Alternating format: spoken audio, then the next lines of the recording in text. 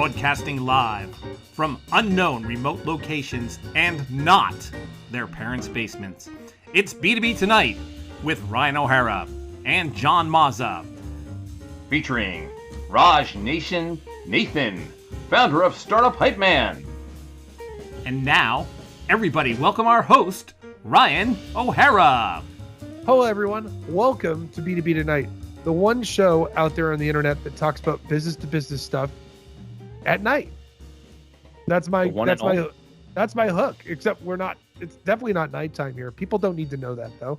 Maybe we're out on the West Coast filming this in the afternoon, right? I'm definitely not in New Hampshire, and Mozzie, you're definitely not in Massachusetts, right? No, never. I've never even been there.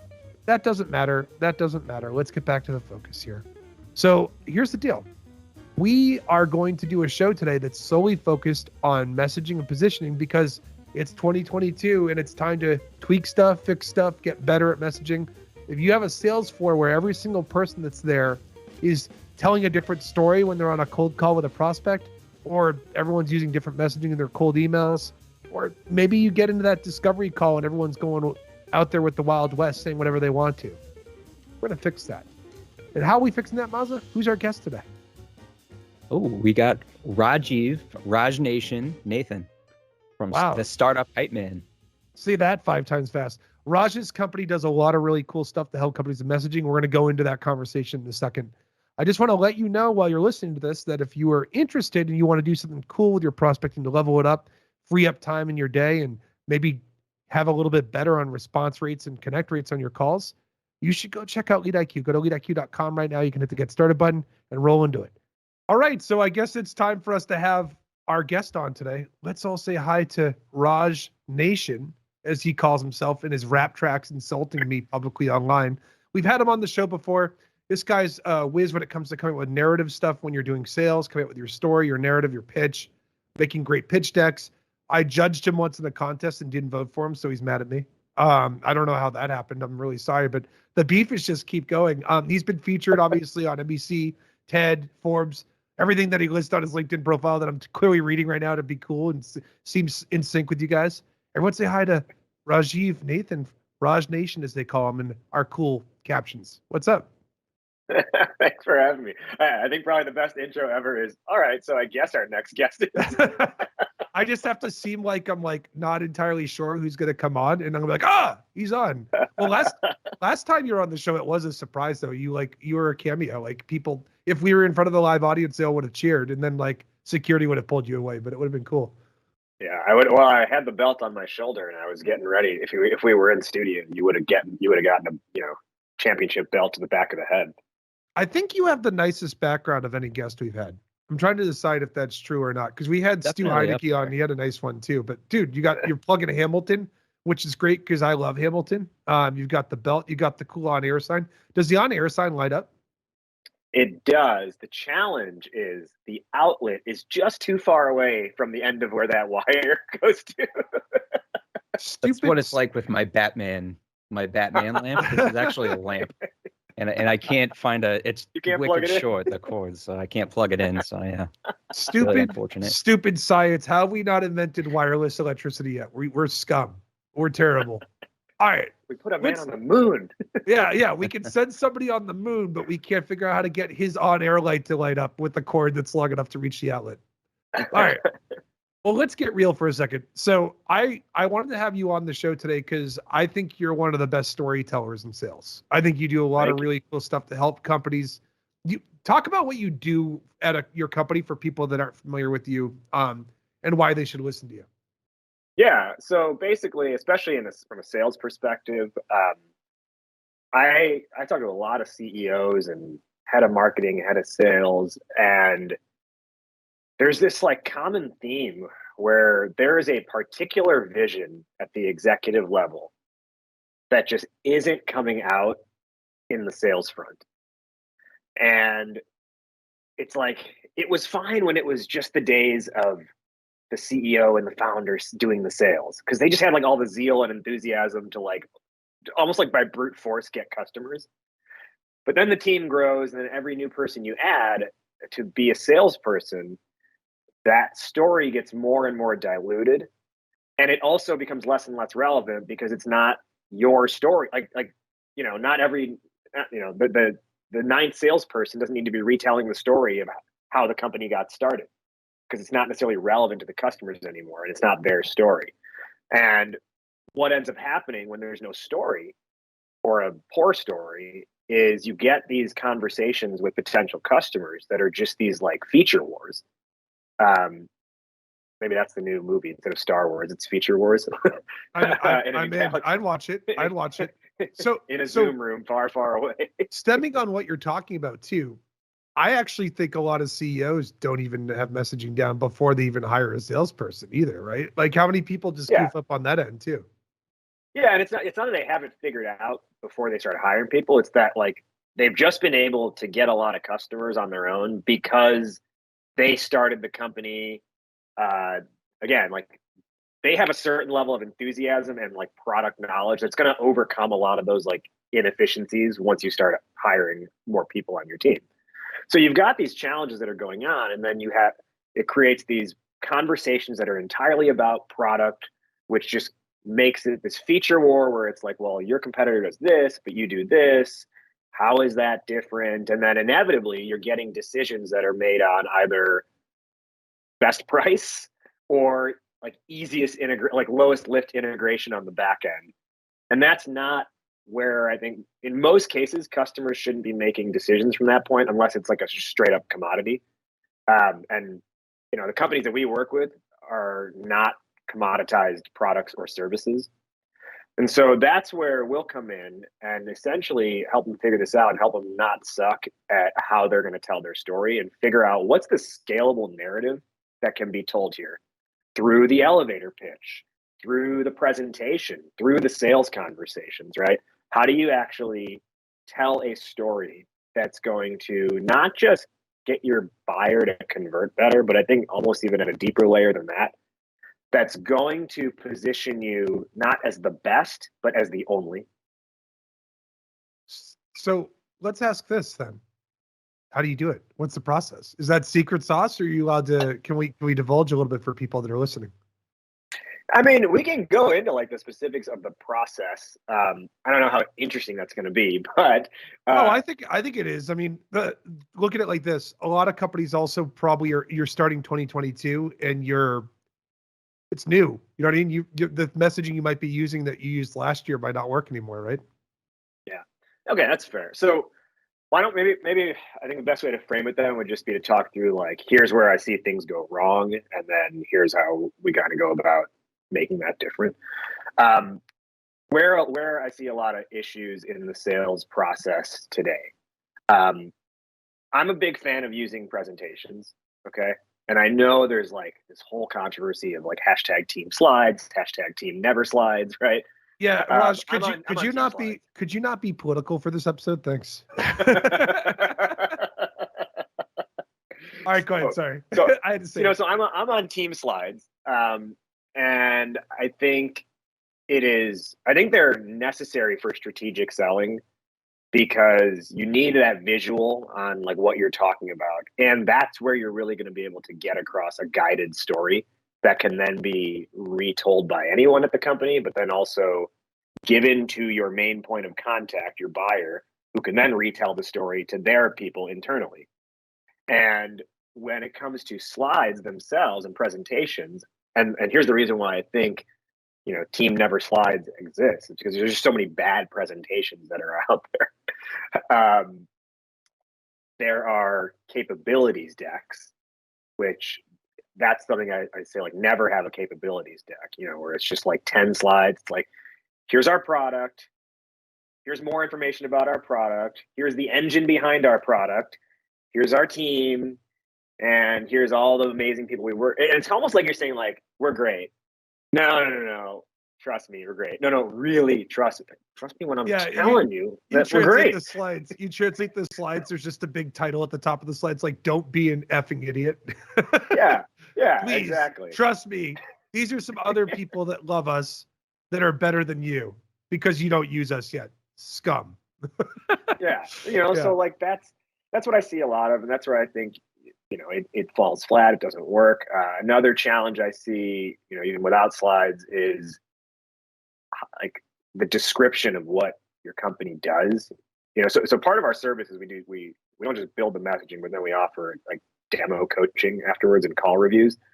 And one of the biggest things that will come up is, and especially at first, is an inability to answer the question, what does your company do? And that either is a quick, like 2-line thing that's not enough, or it's like a 5-minute diatribe where there's no clear endpoint, and it's just kind of talking in circles the whole time.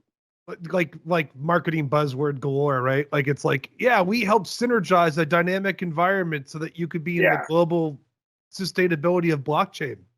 Yeah. I just blacked out for a second. One of the ones I saw from a client in the past where they had like previously gone through like the marketing agency exercise was like, here's what we're going to tell customers. And it was like, we aim to galvanize the employee spirit. And I read that first sentence and I was like, who on earth is going to tell someone live, we aim to galvanize your spirit? Can we talk about something for a second? And Miles, I want to know your feedback on this. Of course. When I hear the word galvanize, I just think of the buckets you get to put ashes in. Like that's all I know is like galvanized steel. I don't even know what that means. No, okay, yeah. I didn't know that's what galvanized steel was. I know of but a company of galvanized steel. Yeah, so when I have a pellet stove, it's running downstairs right now because it's like 4 degrees outside right now. When I put my ashes in a bucket, it's called galvanized steel, and that's legit. All I know what that word is, and I know a guy named Mike Galvin. Shout out to Mike Galvin, good guy. That's all I got. So when you put that in your company description, what's a good test probably? If your 1-sentence pitch can't be described to your grandfather or grandmother, it's probably not a good 1-sentence pitch. Mm-hmm. Yeah, I agree with that. You should be able to describe it to a 3rd grader. And it's interesting that I just learned a new fact about you, that apparently you run a crematorium in your basement, but that's neither here nor there. We're not supposed to talk about that. I don't have a license. How dare you? Under the radar crematorium. So these companies come in and they come up with these things, and you're like, they'll like hire agencies to come up with this stuff, and it just doesn't work.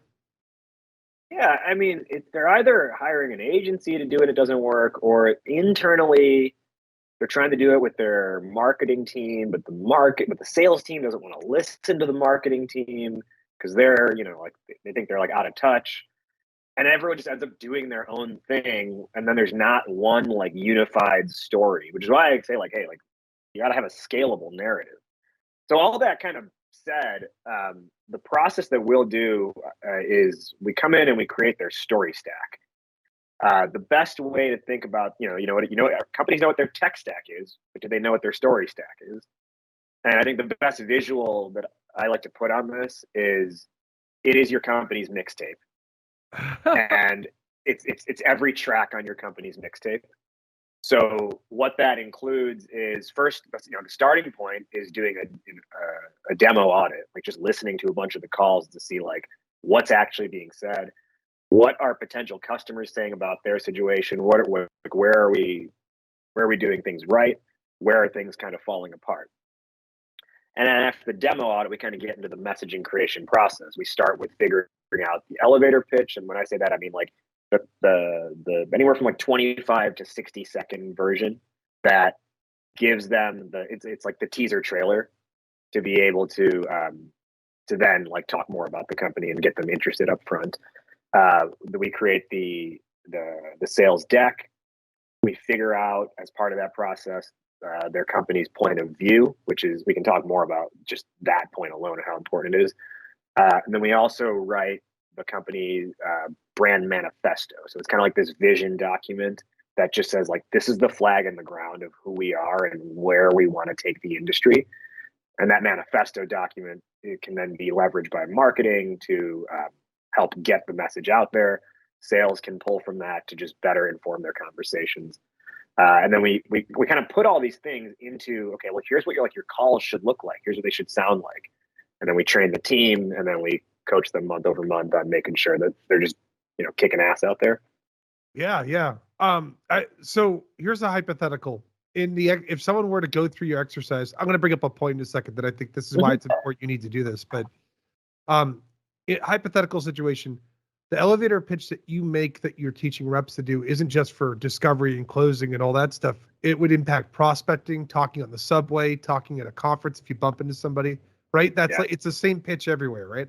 Yeah, it's the same essential message. It's just the tone of it, or there would be a slight modification of how you might deliver it if it was a Zoom call versus if it was, meeting someone at an event, or if it was like your trade show booth, right? It's almost like the one-on-one sales meeting version of it is like the very conversational version, versus like you could take that same pitch but then turn it into more like think of almost like if your company was going to sponsor a podcast, what would be like the sponsor read, 30 minutes into that show.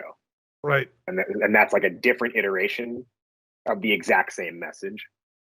So one of the things I noticed too, Raj, and I was thinking about this, is like, I'm not trying to use cliche terms with like all the people that like do Challenger and all that stuff, but you also need to be able to, like, if you have one conversation with somebody, the reason you got to have a consistent message is because if I go and talk to somebody about the product or service one way, and it's hard to communicate for me as a rep, how is that customer going to go tell other people at the company about why they need to buy this stuff, right? Yeah, you got to have something that they could repeat internally, and also that's something that makes them look smart too, right? You can't have that person, your main point of contact. You can't expect them, even if they get the message, you can't expect them to actually want to have the conversations internally if it's not going to make them look smart or make them look good. The only other thing you could do is make your messaging so complex that the person has to pull that other person into a call with the rep again, and then you get more people. That's a good hack. Yeah, I guess that's like the reverse. I did that. Yeah. I actually did that. We're kind of trying to build out our partner team, and I was trying to describe one of the vendors that we were looking at for some stuff to help us with that, and I just couldn't even do it. So I was like, "Look, I just need you to go on a call with this rep with us," and evaluate it that way, because it was just too hard to describe. But I think it's a good point. Do you think that people as customers see through this messaging sometimes though? Like, or do you really have to follow through with what it actually is when you give that big picture messaging? I think they would see through it if the message is not one that I guess the way I could put it is like the message has to elevate them in a certain way. And what I mean by that is the best message, and particularly as it comes through in a presentation, it's got to teach them something about their own situation that they didn't even realize before, but it's almost like, but this was right under your nose the whole time. Because when it's teaching them, then the sentiment that they have coming out of that is, I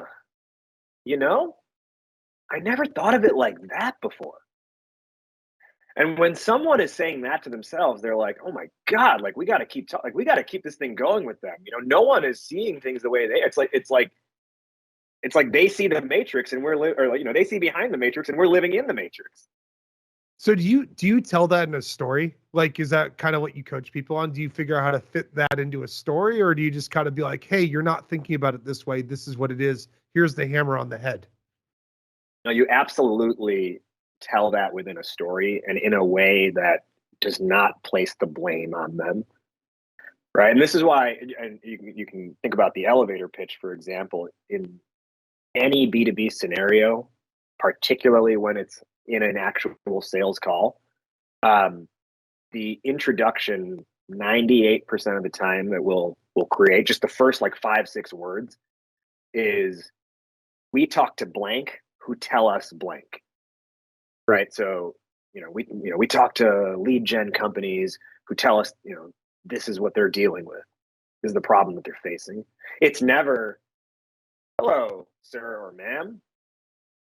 You're bad at this. You're really bad at this thing."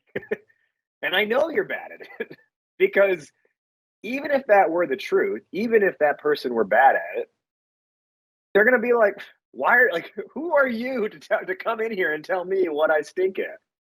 So, I call this technique just like diffusing the problem across the market, right?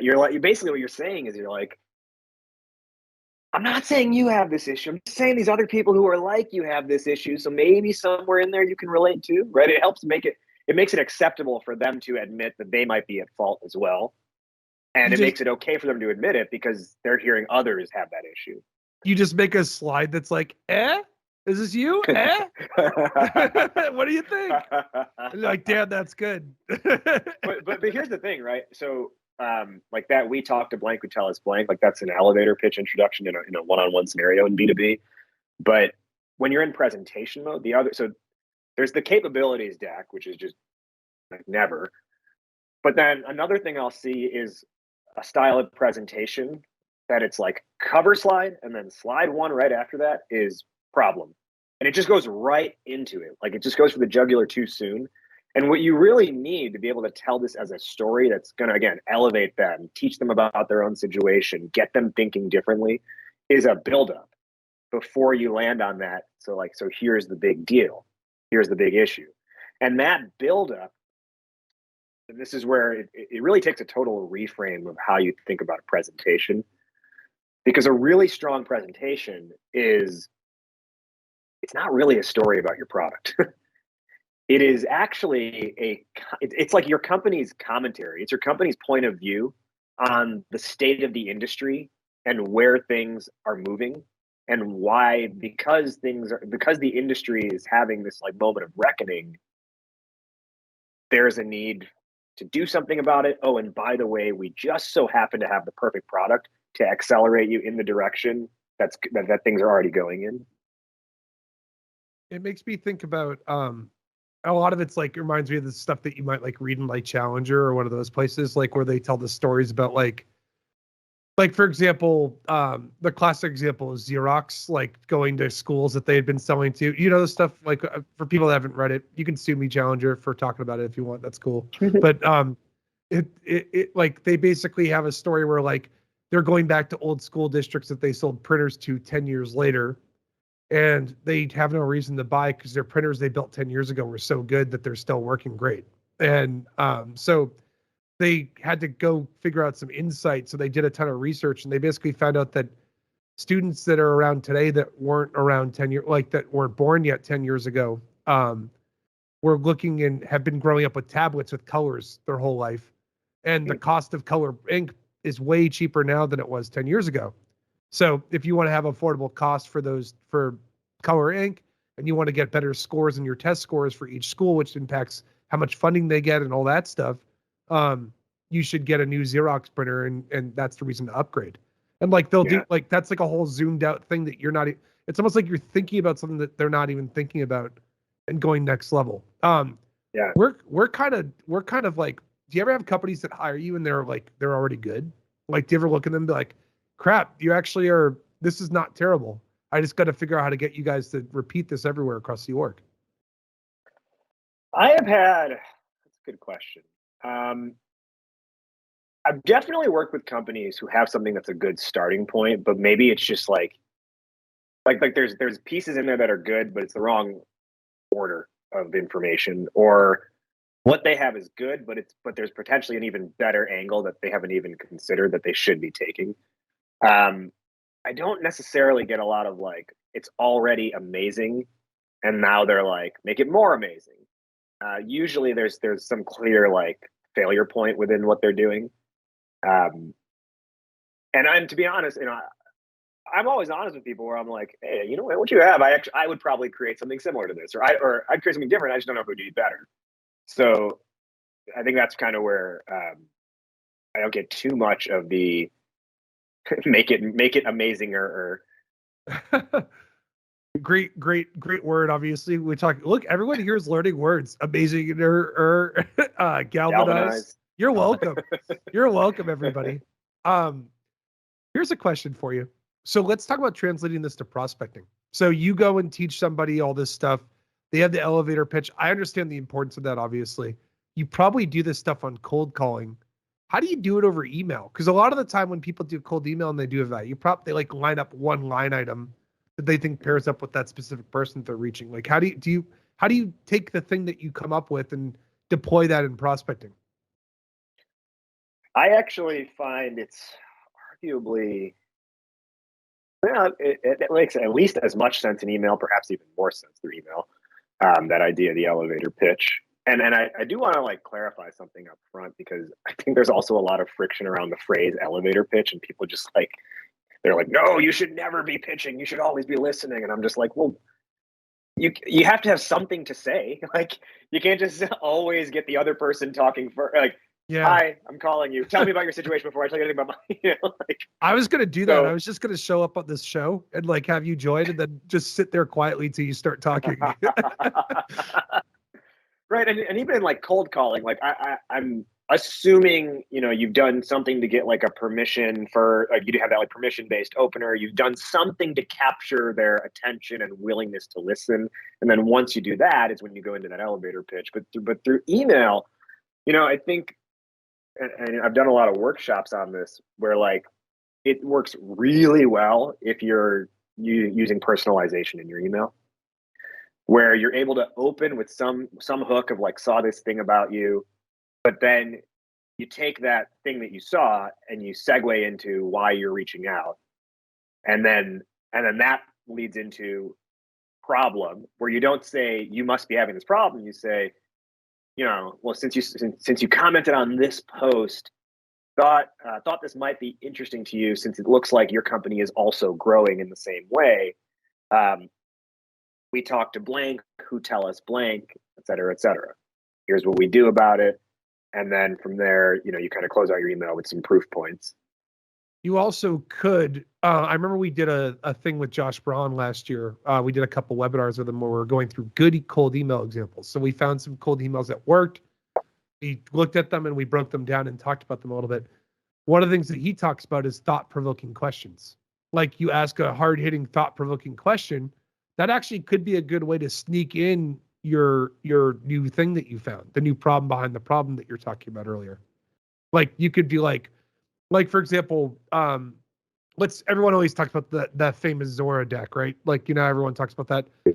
I'm sure there's things you have opinions on that are positive and negative. But, yeah. Yes. For people that don't know, there's this old blog post that blew up on Medium many years ago from Andy Raskins about like Zora has a really good sales deck, and he broke down why it's a good sales deck. And now there's kind of been a ton of copycats, so like there's things you have to tweak and change and stuff. But their whole thing is Zora doesn't go and sell you on a bunch of features for billing. Like, they're not like, hey, we have the best integrations. Hey, we're the industry leading. We have a great Salesforce integration. We'll get better collections for you. What Zora does is they go to companies that don't do subscription yet, and they sell them on why they need to do subscription.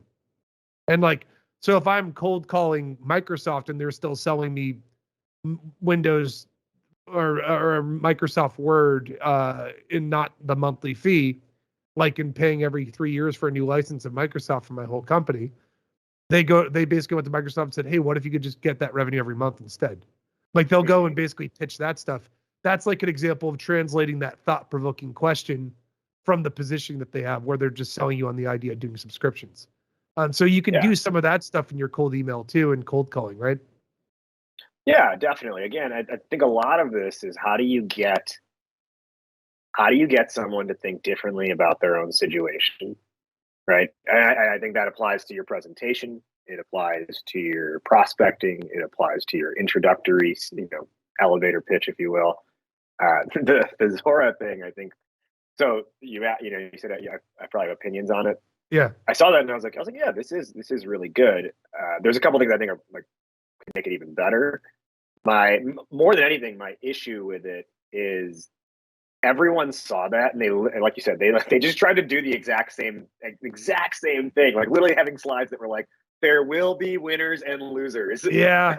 They literally can't just replicate that, but for your industry, right? Yeah, like that's their story, not your story. And the other thing I think is really funny about that, like, and clearly they've boomed as a company, so this just be my own ignorance or unawareness, but like outside of that Medium article, I have never heard of Zora, and I have never seen Zora outside of that. Like, I haven't seen Zora anywhere else either. I mean, I have. I'm not gonna. I don't. I won't. No, and I know they're a huge company. That's why I'm like, maybe I'm just so ignorant. Maybe we should just turn into one of those like sports shouting shows where you yell at each other, like, and argue about sports. But like, I definitely have seen Zora everywhere in my space. But maybe it's also like, I'll tell you the problem I have with the deck that I was thinking about. There were two things. We had Doug Landis from Emergence Capital on last year, and Doug actually said that they don't really tell a story with a person in it. And it kind of makes it harder to put yourself in the shoes if you're the buyer, if there's no people in it. I'll tell you the thing I was thinking about. What happens if Zora is pitching to somebody and they already have a subscription business? You're just selling them something they already agree on. You're like a pro wrestler working the crowd to get people to cheer for you. Yeah. Well, there's another tale I can go on about how every company actually is a pro wrestler. But I think that the response to that is, who's their ideal market? Is it not subscription yet? Right. And if that's the case, then it doesn't really matter. Or do they have a second story for those who fit that smaller bucket of already doing subscription, but you should switch over to us? And that, there's room for that. I just think there's probably, the better path where you don't have to have your team memorizing 5 different presentations, which is, and that's another thing I see too, actually. It's like, oh, here's our deck for this industry. Here's our deck for this industry. And I'm like, how can you possibly expect everyone to remember all of that stuff? Yeah. And I also think you don't need to, even though a lot of people will say otherwise, you don't need to make sure every conversation you have, the presentation is personalized to that specific. People will think like, oh, I put their logo on the cover page of this deck, so now it's something that's more relevant to them. And it's like, yeah, I mean, did that really add any value? Which is why I'm like, what is the bigger picture story that pretty much anyone who's in your customer profile could fit into? And then the only thing that really needs to change is maybe you just swap out the case studies for who's in that industry or not. Do you think that you should develop your product roadmap around that messaging that you come up with? Or do you try and redo your messaging every time you come up with a new thing that changes how your product works?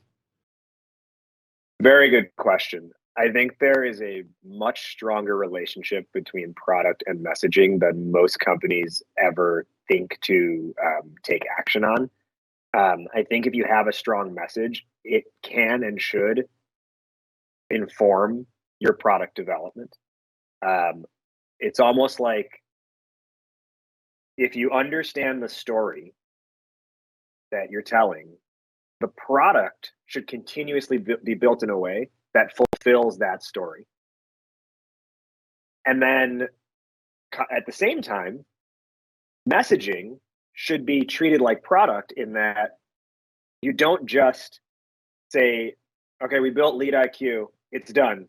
That's it. Like, we built it, it's there, use it. There's nothing more to do. What do you mean? We built it, right? Messaging should have that same kind of iterative process over time, where it's not like, you may release a version 1-5, a 1-7, a 2.0 of LeadIQ, but the same, the base product is still there. You're just finding ways to make it better. And so I think messaging has that same sort of, should have that same idea behind it, an application where it's like, yeah, here's our version 1.0, and then over time, here's our 1-2, our 1-5, where we're making these tweaks because we're responding to what's going to be better for the market, in the same way a product is built for what's going to be better for the market. All right, Mazda, we're going to ask him a hard-hitting question. You ready for this? We're putting this. He has not been prepped on this. This is going to get me my Pulitzer Prize I've been trying to get for years. All right, Raj, who's good? Who does good messaging? Like, what are some companies that are doing a good job right now? Look at Mazda's face. Oh my God. I thought you were going to be like, who's your favorite wrestler? But this is a really good question. Well, I want to know that now too, but let's do this one first. I think the company I have seen do it the best consistently in the last 3-4 years is Gong. Yeah, and that's what's funny. I was thinking of them, by the way, too, when you were saying some of this stuff. I was like, yeah, those guys have it down. But go ahead. Sorry, I just wanted to add that. That's specifically like in tech, right? Yeah. Outside of B2B tech, I think Peloton is another company that does it really well. So let me just give a quick kind of overview of those two. What I have noticed about Gong is, you want to talk about scalable narrative? They have a consistent narrative as their company has grown from like 120 people 4 years ago to like 600 plus people or whatever it is now. Like they're probably pushing 1,000 employees at this point. Yep. They built the category of revenue intelligence, right? Which is huge. It didn't exist before them, but they said revenue intelligence is what this category is. And then they hammer the message home, right? If you listen to any episode of their podcast, which is called Reveal, the Revenue Intelligence Podcast, the pre-recorded introduction every time is the co-host Sheena saying, Reveal, the Revenue Intelligence Podcast. Welcome to Reveal, the Revenue Intelligence Podcast. What is revenue intelligence? Revenue intelligence is making decisions based on data, not opinions, right? And they define it for you every single time. I personally have not listened to an episode of that podcast in probably a year, and I'm still able to recite back to you what revenue intelligence is and how they say it in that introduction, right? So they put that message out there and they don't relent on it.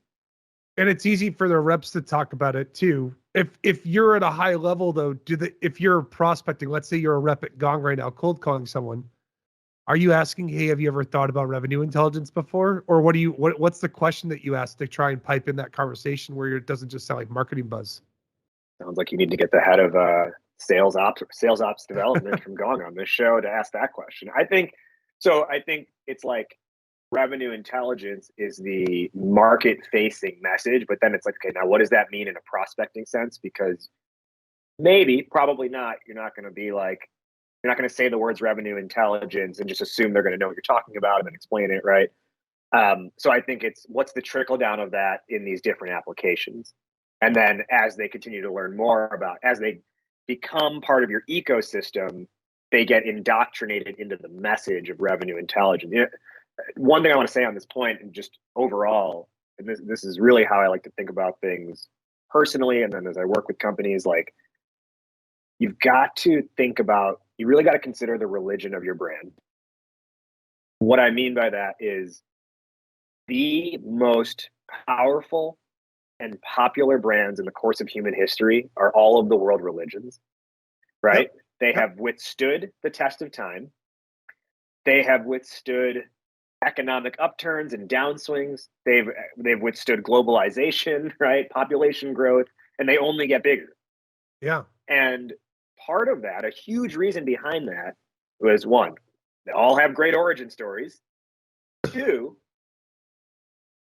people know the rules, right?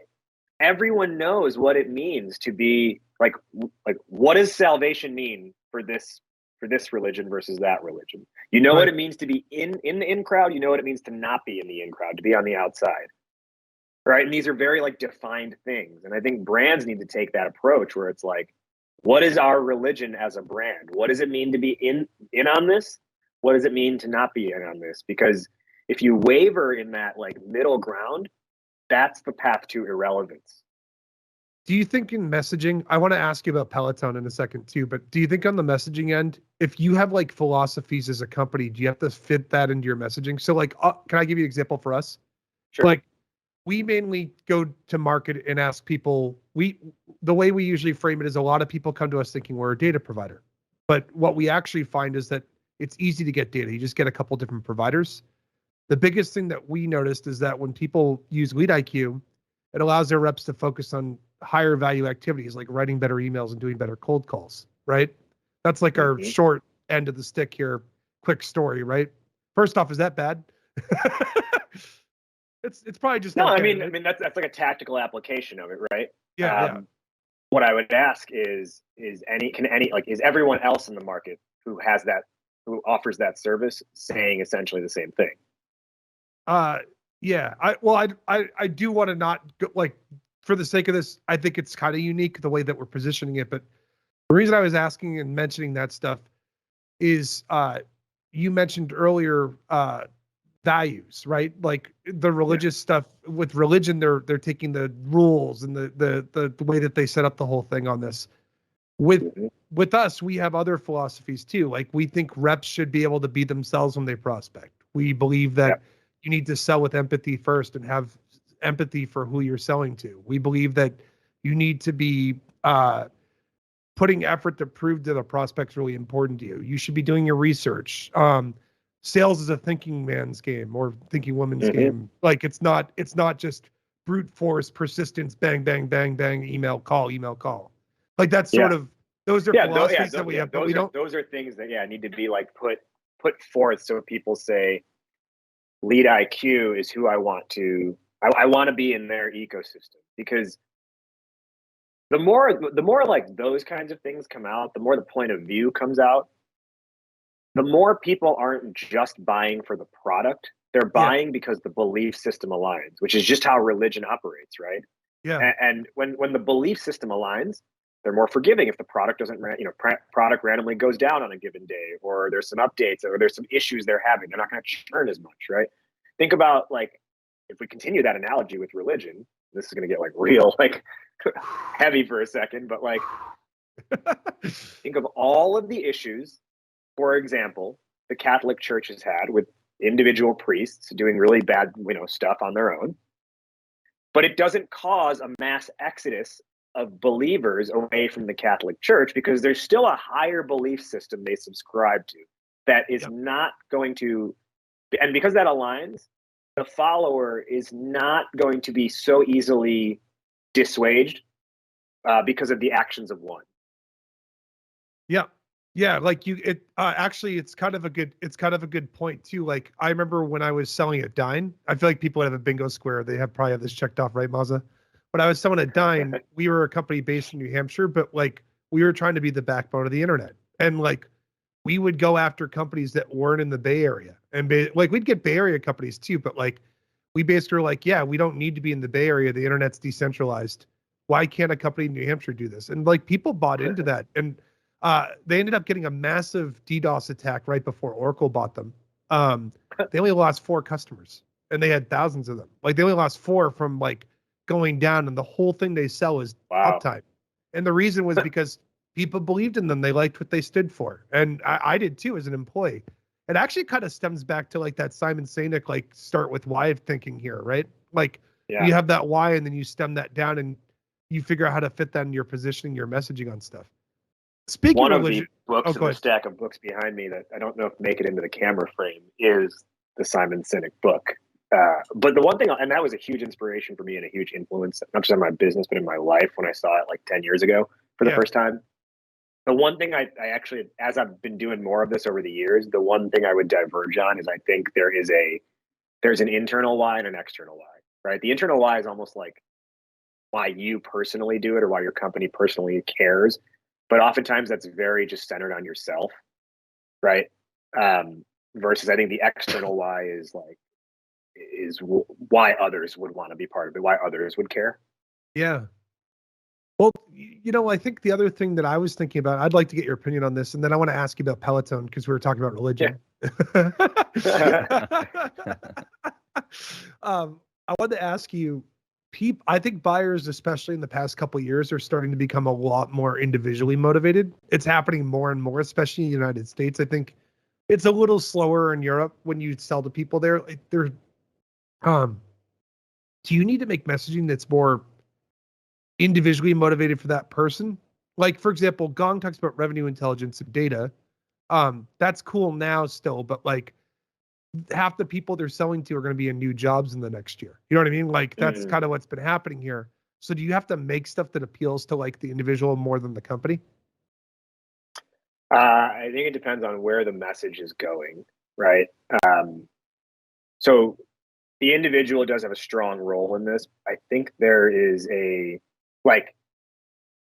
their case, if they're selling to the head of sales or the chief revenue officer, right? Like the head of sales is probably going to have a more direct message of like, you need a better way to be able to like see how your team is performing every week, and you can't sit in on every call, right? Their message is something around that effect, which is very good, versus like the CRO message is going to be a layer above that, where it's like, you got to be able to have visibility into what's happening. You can't expect that you're going to get the truth by just doing this series of one-on-one check-ins with all your heads of sale.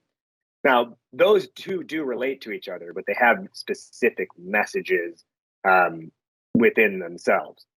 Now, as I think about that, though, in the form of like a presentation, And again, this is where I'm like, how do you create the scalable narrative?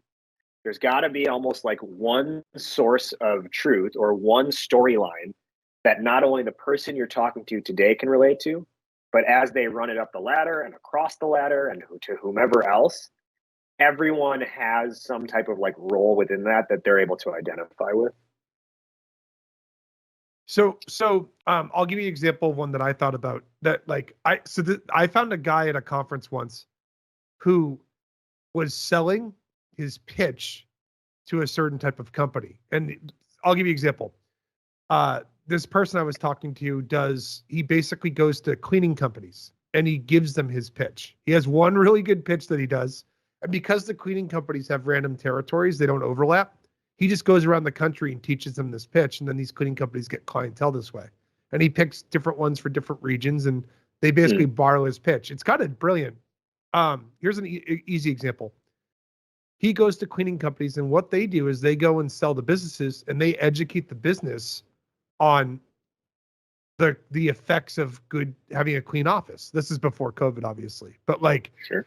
Like he would go and basically say like, I'm going to train your reps. And when they would go and sell their cleaning businesses, they'd be like, hey, did you know that like your employees are absent this many times a year? You pay them more than any other expense at your company. You start adding these things up in the days they're missing in the productivity and all this stuff. It's having a big impact on your revenue. And they do this education of teaching people about like, if you have someone that's really good at cleaning come in more regularly and you have a better company doing it as opposed to just like a random mom and pop shop, you're much more likely to actually have less absentees, which has a big impact on your revenue. Like that's the educational pitch that he was doing. That's pretty good, right? Like it's kind of like easy to take that and go bring it up to someone else at the company and be like, hey, I talked to this cleaner and they were talking about absenteeism. That's an easy idea to go talk about. And then the other thing you do is if you're selling to someone that's kind of like a know-it-all jerk, they'll go and tell everybody about the fun fact that they learned. Like I do that in meetings all the time with Masa and Nick. Right, Masa? Like how often do I do that where I'm like, I'll tell you something that I learned that day, and then you'll be in a meeting later on that day and I'll say it again to someone else. And you're like, God, I just hate you. Stop. Yeah, it's an everyday occurrence. But you want to do that as a sales rep, right? That's what you're trying to say. So let's you're kind of like trying to arm them. Yeah. Yeah, let's talk about Peloton for a second. Why are they good? What are they doing? I actually I know about them. I have awareness of them. I know they're a big story yesterday because like they're having trouble getting into other sectors and stuff and other parts of exercising. Yeah. But what are they like? Don't worry about that. Like they're obviously a huge success story. What are they doing? Like what did they do to be magical and have it work in the B2C space? There's a few things, and just to give some context to this, sometimes I get it, like when it comes to studying concepts or companies, sometimes I get like really obsessive and I just do like deep dives. And so the last like month I've been doing a deep dive into Peloton largely because at my house we don't have the bike, but we have the app, which has all these different types of non-bike related workouts. And my wife and I will do the strength workouts pretty much every day, right? And we have a really good time doing that. And so really over the last probably 2 months is when, like, she's been doing them for like 2 years. I just started finally joining in like a month or 2 months ago. And then I was like, okay, I got to learn more about this company because this is a really good experience I'm having as a customer. Yeah. And so I've just been doing a lot of like research on the company and everything. And there's a few things I think they do really well. I mean, first off, they just have a really good customer experience, especially if you go to like a showroom. If you get on that bike, like, it's really hard to be like to get off that bike and be like, I don't want it. It's not that cool. Yeah. And even if you're at home, right? And let's say you go to someone else's house and they have the bike and you just get on it for like 5 minutes, you're like, ooh, man, I think we need one of those in our home. Right. So the actual just like product experience is good. But at a higher level, what I think is really interesting is the way they've been able to grow their company through their brand is very intentional, right? Like everyone in Peloton feels like they're in this community. Everyone in Peloton feels they're in this community. And if you look at, there's actually like it's floating around online, like Peloton's brand book. Somehow, it was put out in a tweet like 3 years ago or something. They have very specific, like talk about the religion, right? They have very specific like rules of how you talk about Peloton. And one of them is we are a community, but we do not use the word community. We do not say welcome to our community. We open classes by saying what's up, Peloton. And so there's these very specific things that they do where it's like, hey, you're going to be part of it without us having to tell you you're part of it. Yeah, that's smart. Yeah. Another thing that I think, and this I learned from I was listening to the interview with the founder on the How I Built This podcast, and I just thought this was such a good way of looking at it. It's actually, I've started to borrow this principle in the pitch decks that we build now. Is he's like, I'm going to butcher the phrasing a little bit, but he's like, we're not fitness classes that you take online. We're a television production studio that streams content directly to your home. And that distinction is so key, right? Because it informs all their decision making, and it informs the experience, and it informs how you think about Peloton as a customer, how you use it, right? It's not that they're outright saying to people in their commercials, it's a television production studio, right? But like that mindset influences how they come out in the commercials, how you see them online, and all these things. And everyone else is just like kind of forced to play catch up, right? To the extent that the other one, Echelon, like they literally tried to make a product that sounds like Peloton. So it's almost like someone might mistakenly buy an Echelon. Yeah, Schmeleton. It's our Jim Morris on our team calls it trick your dad. It's like when your dad bought you GoBots when you wanted Transformers.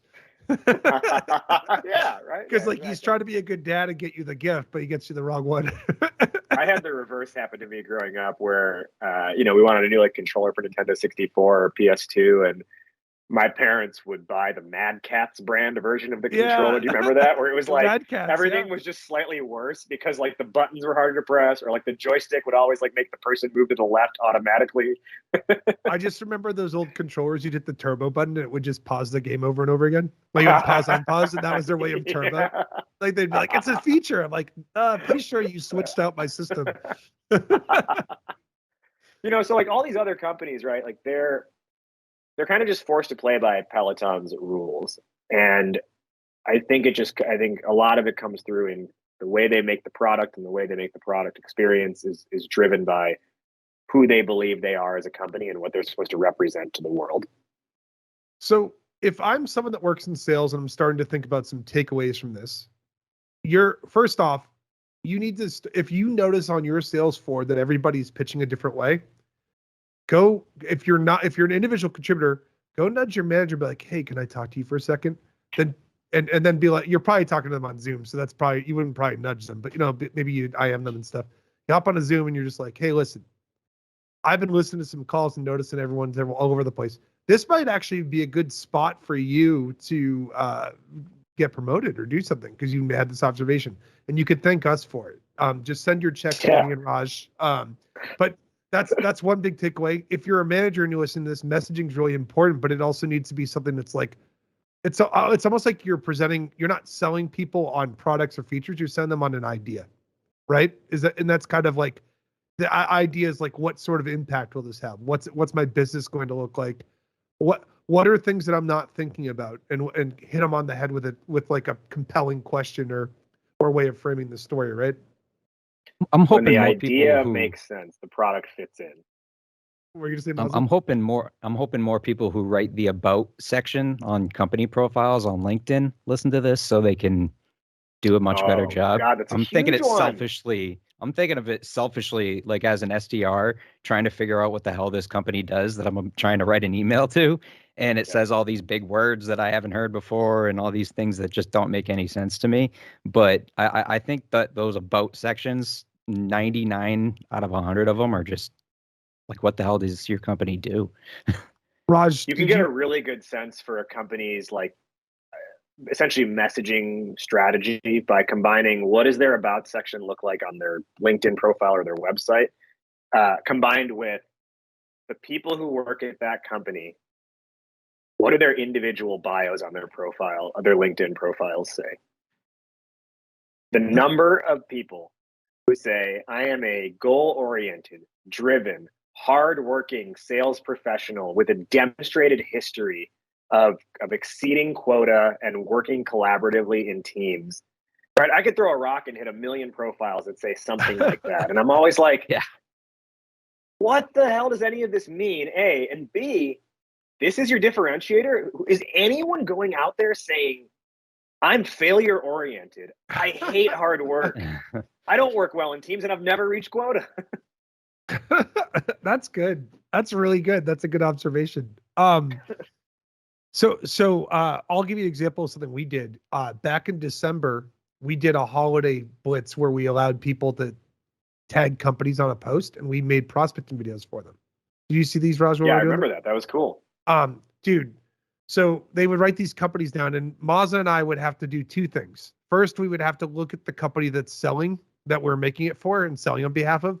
And then the second one was we have to go look at the company they were selling to. That was maybe the hardest part of the whole. We made, I think, 35, 36 videos in the whole campaign. That was probably the hardest part, right, Mazza? Oh, yeah. Trying to figure out what those companies do. Figuring out what they do. Oh, yeah. We would look at the about and like I remember there was one that was like I was like, I don't know what to say here. And we just did something. There was one that we just basically did something super silly in the video because we still couldn't understand what they did. Yeah, that's when we would just use the props to our advantage and the company name and what it might sound like and just.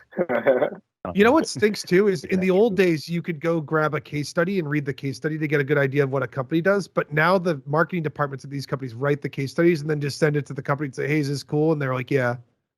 Yeah. Like they're making their own quotes up. So your experience in trying to create those the videos for those difficult ones was like in the office when it was like the Dunder Mifflin Sabra integration video that Andy and what's her name did. Erin, I think was her name in the show. Right. Yeah.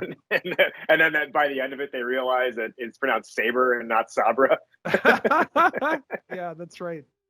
Well, Raj, where do you want to send people? Because we're getting to that point where my hair is graying and I'm quite frankly tired of talking to you. Well, good. I'm tired of listening. Aren't you guys? You got to be polite to your guest, Mazza. He just never comes back. Well, this is the foundation for diss track part 2. It's almost March again, so don't think it's not around the corner.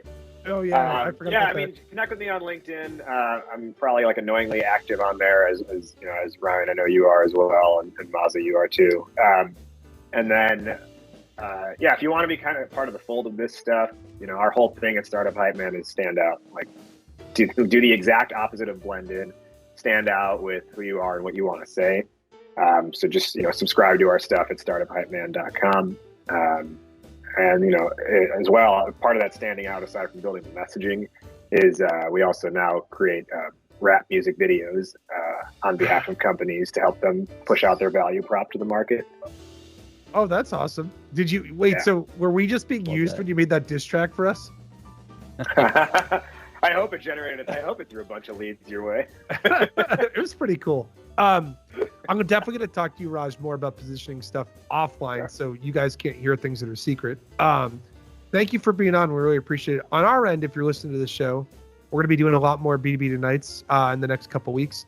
One thing I want to tell you about is if you went to college for 4 years, you got a sales job, or maybe you defied the odds and skipped college and you don't have a bunch of crippling student debt, and you are in an entry-level sales job, or you're doing prospecting, and you sit there and you hit your head against the wall all day because you're doing a ton of data entry in your product and your service, and you have to do stuff to keep the CRM clean so the sales ops nerds don't yell at you.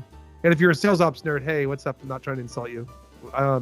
All you got to do right now is go to LeadIQ.com, hit the Get Started button, and you can create a free account. We're giving you 15 captures a week for free. You just have to hit that button, make your account, and those captures, you can take someone you find on LinkedIn. Like maybe you go to Raj's profile and you want to send them right into a sales loft or outreach sequence and Salesforce at the same time. Hit that button and it'll do it and save you time. And you'll feel, like you got a little bit of swag. You can do some cool things there. All you got to do, go to the website, hit that button, make an account, and we'll have some good times. Outside of that, thanks. Go check out Raj. Raj Nation is how you can find him on LinkedIn if you want to search for it. Mazza, anything else to add? I love you all. Wow, that's so nice. Yeah. Let's do this. Let's do it. Let's leave the show. That's the thing you're excited about, right? Yeah, let's get out of here. No, I want Raj's belt. He's like, my looking parking at is it and admiring expiring it. soon. All right. Well, thank you very much Parking for in being on. my parents' house. We'll talk to you guys later. See ya.